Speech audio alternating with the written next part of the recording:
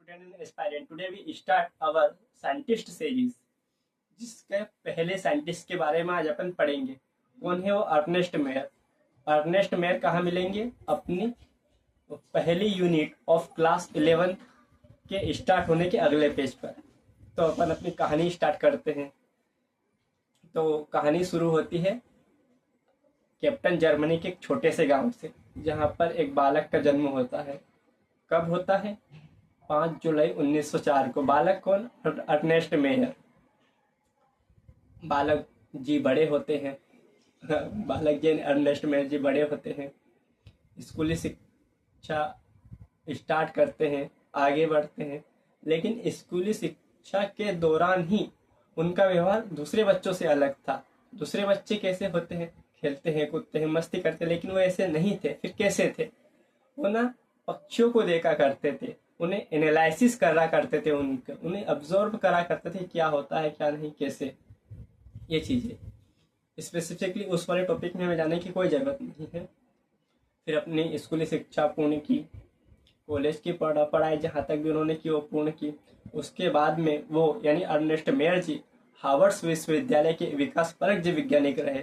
विकासपरक जीव वैज्ञानिक यानी कि इवोल्यूशनरी बायोलॉजिस्ट इंग्लिश में कहा जाए तो, जिन्होंने कि विकास के क्षेत्र में अपना अध्ययन किया, कार्य किया, शोध किया, ये वाली चीज़ें। और फिर वो आगे बढ़े और जो इन्होंने वो विकास के क्षेत्र में उन्होंने काम किया, इसी के कारण उन्हें 20वीं सदी का डार्विन भी कहा जाता है। और इसी के साथ साथ उन्हें अभी तक के 100 महान वैज्ञानिकों में से एक भी कहा जाता है, क्योंकि उन्होंने जीव विज्ञान के क्षेत्र में काफ़ी ज़्यादा काम किया था।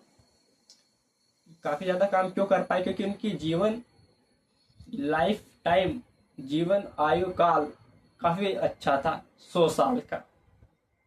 ठीक है। फिर वो आगे बढ़ के कहाँ गए? 1953 में आ गए।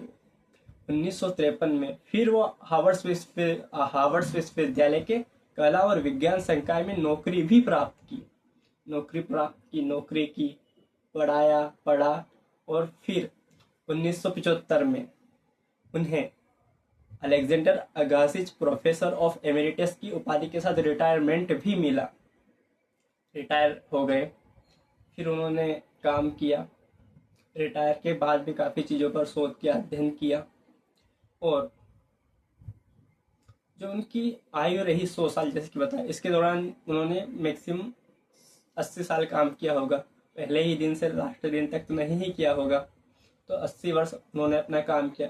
और इस दौरान उन्होंने किस किस फील्ड में, किस किस विज्ञान की शाखाओं में काम किया? तो वो है पक्षी विज्ञान, वर्गीकरण विज्ञान, प्राणी भूगोल, विकास, टेक्सोनोमी यानी वर्गीकी, और साथ ही साथ history and philosophy of biology. History and philosophy of biology मतलब कि हिस्ट्री की विज्ञान के क्षेत्र में अभी तक क्या क्या शोध हो चुके हैं, क्या क्या अध्ययन हो चुके हैं, और आगे क्या क्या चीज़ों में क्या क्या हो सकता है विज्ञान के क्षेत्र में ही, जीव विज्ञान के क्षेत्र में स्पेशली, ये वाला। और एक अगला वाला जो लाइन है वो काफ़ी इम्पोर्टेंट है, एनसीईआरटी की है। वैसे बाकी तो सारी ही चीज़ें एनसीईआरटी की है, पर ये काफ़ी समझने वाली चीज़ें हैं। इन्होंने लगभग अकेले ही विकासी जीव विज्ञान के केंद्रीय प्रश्न जाति विविधता को खड़ा किया। जाति विविधता को खड़ा किया मतलब कि जाति अलग अलग क्यों है, कैसे हैं, ये वाले क्वेश्चन को खड़ा किया उन्होंने।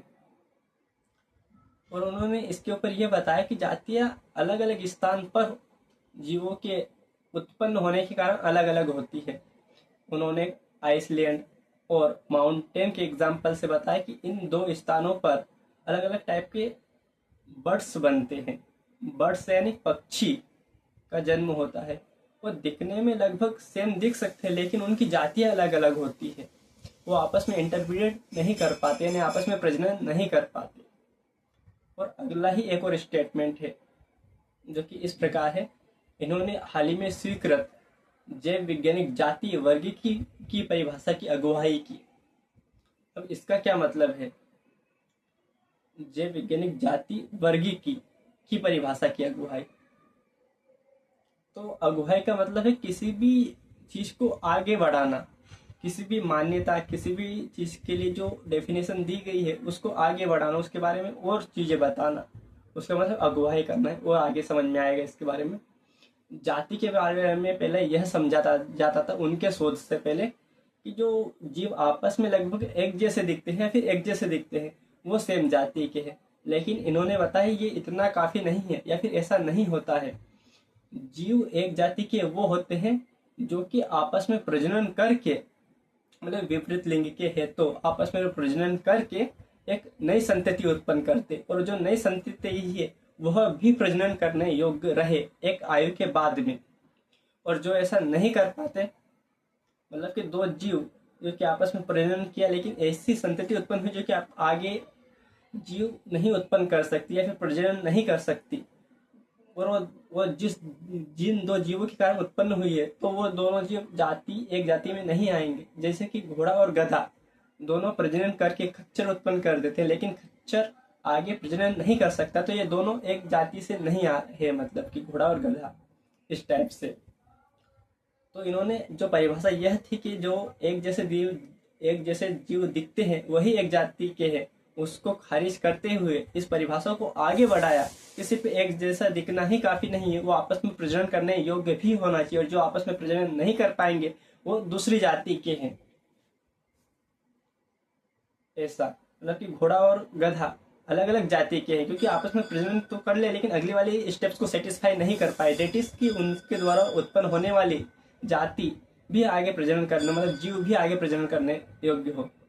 फिर इन वैज्ञानिक का यहाँ तक का जीवन काल पूर्ण हुआ और इन्हें 3 ताज भी दिए गए जिन्हें कि 3 क्राउन ऑफ बायोलॉजी कहते हैं।